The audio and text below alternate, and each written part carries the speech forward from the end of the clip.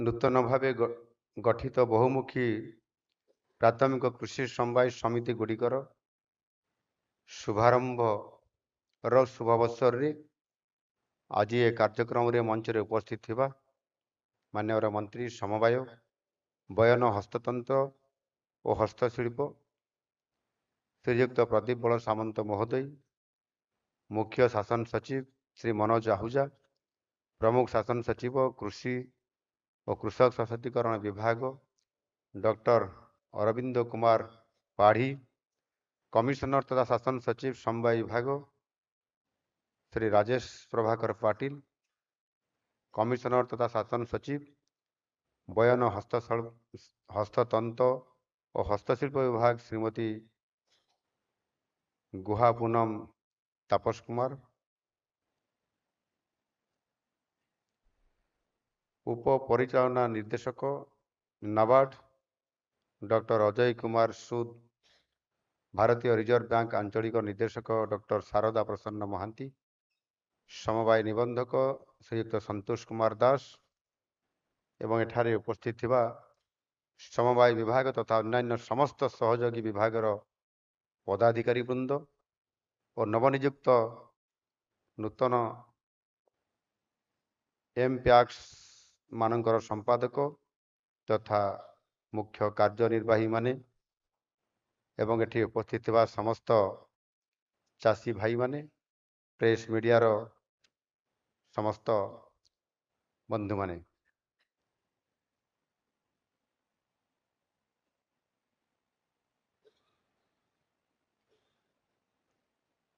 ଆଜି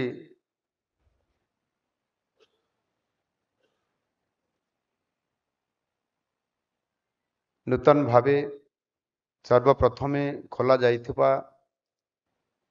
ଏମ୍ପ୍ୟାକ୍ସ ମାନଙ୍କର ସମ୍ପାଦକ ତଥା ମୁଖ୍ୟ କାର୍ଯ୍ୟନିର୍ବାହୀ ମାନଙ୍କୁ ଏବଂ ସମସ୍ତ ଚାଷୀ ଭାଇ ଭଉଣୀମାନଙ୍କୁ ମୋର ଅନେକ ଅନେକ ଶୁଭେଚ୍ଛା ଏବଂ ଅଭିନନ୍ଦନ ଜଣାଉଛି।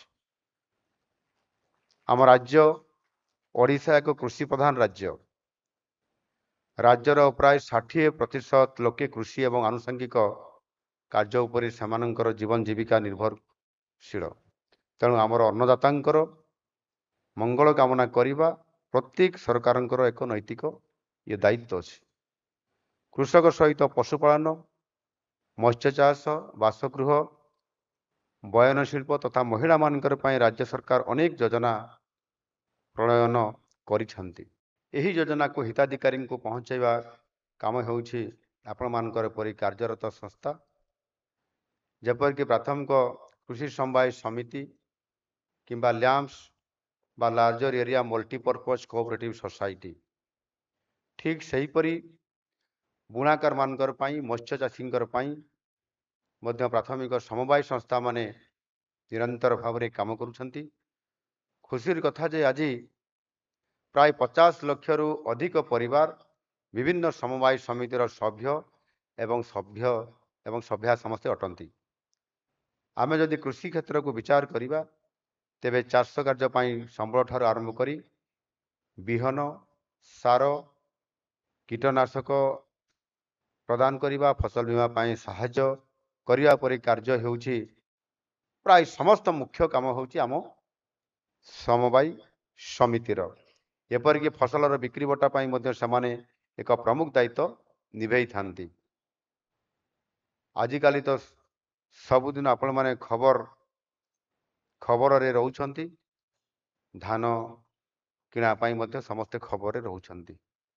ବହୁତ ଖୁସି ଯେ ଓଡ଼ିଶାର ସମବାୟ ଆନ୍ଦୋଳନ ଯଦିଓ ମହାରାଷ୍ଟ୍ର, କର୍ଣ୍ଣାଟକ, ପଞ୍ଜାବ, ଗୁଜରାଟ ଓ ହିମାଚଳ ପ୍ରଦେଶ ପରି ଆମେ ସେତେଟା ହୃଷ୍ଟପୃଷ୍ଟ ନୁହନ୍ତି, ତଥାପି କୃଷି କ୍ଷେତ୍ରରେ ଏହାର ଅବଦାନ ଅତ୍ୟନ୍ତ ଗୁରୁତ୍ୱପୂର୍ଣ୍ଣ। ଓଡ଼ିଶା ବୋଧହୁଏ ଏକମାତ୍ର ରାଜ୍ୟ ଯେଉଁଠି ମୋଟ ଫସଲ ଋଣର 60%ରୁ ଅଧିକ ସମବାୟ ବ୍ୟାଙ୍କ ମାଧ୍ୟମରେ ହିଁ ପ୍ରଦାନ କରାଯାଇଥାଏ ଏବଂ ବ୍ୟବସାୟିକ ବ୍ୟାଙ୍କମାନେ ମାତ୍ର ଦେଇଥାନ୍ତି 30%। ଏହା ଆମ ବିଗତ ବର୍ଷମାନଙ୍କର ଏ ଟ୍ରେଣ୍ଡ ସବୁ ରହିଆସିଛି। କିନ୍ତୁ ଅନ୍ୟ ରାଜ୍ୟର ଏହାର ଏକ ଠିକ୍ ତାହାର ଓଲଟା ଅଛି, ଅର୍ଥାତ୍ ବ୍ୟବସାୟିକ ବ୍ୟାଙ୍କମାନଙ୍କ ଠାରୁ ସେମାନେ ଅଧିକ ସାହାଯ୍ୟ ବା ଋଣ ନେଇଥାନ୍ତି ଏବଂ ସମବାୟ ବ୍ୟାଙ୍କ ମାନଙ୍କ ମାଧ୍ୟମରେ ବହୁତ କମ୍ ନେଇଥାନ୍ତି। ତେଣୁ ଆପଣମାନେ ସୁନିଶ୍ଚିତ କରିବା ଆବଶ୍ୟକ ଯେ ଏହି ଋଣ ଚାଷୀଙ୍କ ପାଖରେ ଠିକ୍ ସମୟରେ ପହଞ୍ଚିବ। ଗତ କିଛି ବର୍ଷ ହେବ ଆପଣ ସମସ୍ତେ ଦେଖିଛନ୍ତି ଏବଂ ଅନୁଭବ ବି କରିଛନ୍ତି। ଋଣ ନେବା ନାଁରେ ଏଭରଗ୍ରିନିଂ ରୀତି ଚାଲିଥିଲା। ଆଶା କରୁଛି ଯେ ବର୍ତ୍ତମାନ ଏହା ଆଉ ହେଉନାହିଁ ଏବଂ ଚାଷୀ ଠିକ୍ ଭାବରେ ପ୍ରକୃତରେ ଯେଉଁ ଋଣ ପାଇବା କଥା ଯେମିତି ପାଇବା କଥା ତାହା ସେମାନେ ପାଉଛନ୍ତି ବୋଲି ମୋର ଅନୁଭବ ହେଉଛି। ଆଉ ଯଦି ସେଭଳି ଭାବରେ କାମ ମଧ୍ୟ ଯଦି କୌଣସି ଜାଗାରେ ଚୋରାଟିଆ ଭାବରେ ହେଉଥିବ ତାହେଲେ ସେମାନଙ୍କୁ ମଧ୍ୟ ମୁଁ ସାବଧାନ କରିଦେବା ପାଇଁ ଚାହିଁ ଯେ ସରକାର ଯେଉଁମାନେ ଏଭଳି ଯଦି କାମ କରୁଥିବେ ଏଭରଗ୍ରିନିଂ କାମ ତାହେଲେ ସରକାର ଜାଣିଲା ପରେ ତାଙ୍କୁ ଛାଡ଼ିବେ ନାହିଁ, ନିଶ୍ଚିତ ଭାବରେ ଜେଲ ଭର୍ତ୍ତି କରିବେ।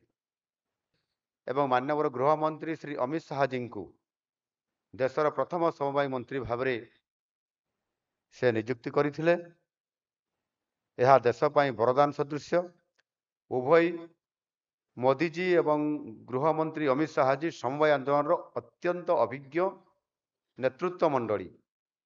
ତାଙ୍କ ନେତୃତ୍ୱରେ ଗୁଜରାଟରେ ସମବାୟ ଆନ୍ଦୋଳନ ଏକ ନୂତନ ଶିଖରକୁ ଛୁଇଁଛି।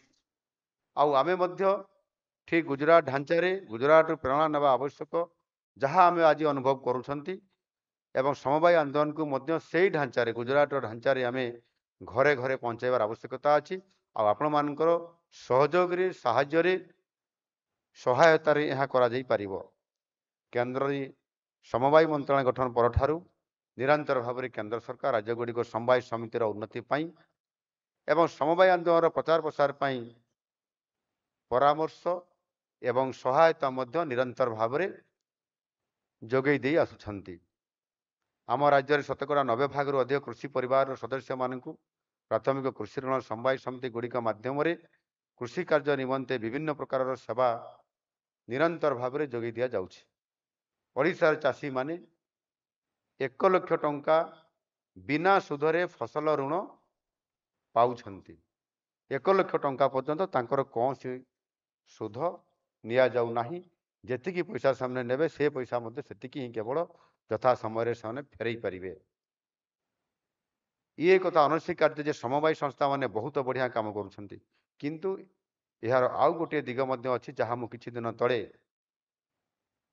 79ତମ ନିଖିଳ ଭାରତ ସମବାୟ ସପ୍ତାହ ପାଳନ ଅବସରରେ ଗତ 14 ନଭେମ୍ବର ଦିନ ମୁଁ ଏକଥା କହିଥିଲି। ମାନ୍ୟବର ମନ୍ତ୍ରୀ ମଧ୍ୟ ସେଥିରେ ଉପସ୍ଥିତ ଥିଲେ। ଏ ବିଷୟଟି ହେଉଛି କମ୍ପ୍ୟୁଟରୀକରଣ, କମ୍ପ୍ୟୁଟରାଇଜ୍ଡ। କମ୍ପ୍ୟୁଟରୀକରଣର ଅର୍ଥ ମାନେ ନୁହେଁ ଯେ କେବଳ ଖାଲି କମ୍ପ୍ୟୁଟର, ପ୍ରିଣ୍ଟର, ଇଣ୍ଟରନେଟ୍ ଖାଲି ବ୍ୟବସ୍ଥା କରିଦେବା, କେବଳ ସେଇଟା ଗୋଟିଏ ତାର କାରଣ ନୁହଁ। ତାର ପ୍ରକୃତ ଅର୍ଥ ହେଉଛି ରିଏଲ ଟାଇମ୍ ସେଟଲମେଣ୍ଟ, ଅର୍ଥାତ୍ ସମସ୍ତ ପ୍ୟାକ୍ସ ଏବଂ ଲ୍ୟାମ୍ପସ ଗୁଡ଼ିକ କୋର୍ ବ୍ୟାଙ୍କିଂ ସିଷ୍ଟମ ବା CBSରେ ଯୋଡ଼ି ହେବା ଆବଶ୍ୟକ ଏବଂ ସେମାନଙ୍କର ଖାତା ରାଜ୍ୟ ସମବାୟ ବ୍ୟାଙ୍କ ସହିତ ରିଏଲ ଟାଇମ୍ରେ ଯୋଡ଼ି ହେବା ନିତ୍ୟାନ୍ତ ଆବଶ୍ୟକ। ମୁଁ ଜାଣିଛି ଏହାକୁ ଅନେକ ପ୍ୟାକ୍ସ ଏବଂ ଲ୍ୟାମ୍ପସର କିଛି ଅଧିକାରୀ, କିଛି ଆମର କର୍ମଚାରୀ ଅଛନ୍ତି, ଜାଣି ଶୁଣିକରି ତାକୁ ସେମାନେ କରୁନାହାନ୍ତି। ଆଉ ଏବେ ବି ସେଇ ପୁରୁଣା ଢାଞ୍ଚାରେ ଯେଉଁଟା ଆପଣଙ୍କର କହୁଛନ୍ତି ଏକ୍ସେଲ ସିଟ୍ରେ ହିସାବ କିତାବ କରାଯାଇ ଅପଲୋଡ଼ ଯାହା କରାଯାଉଛି, ସେଥିରେ କୌଣସି ପ୍ରକାରର ସ୍ୱଚ୍ଛତା ବା ସାଧୁତା ହେବ ବୋଲି କୌଣସି ଗ୍ୟାରେଣ୍ଟି ନାହିଁ। ସେଇଥିପାଇଁ ତ ସେମାନେ ପୁରୁଣା ଏକ୍ସେଲ ସିଟ୍ରେ କରୁଛନ୍ତି। ଆଉ ଏହା ନିଶ୍ଚିତ ଭାବରେ ଦୁର୍ନୀତିକୁ ହିଁ ପ୍ରଶୟ ଦେବ।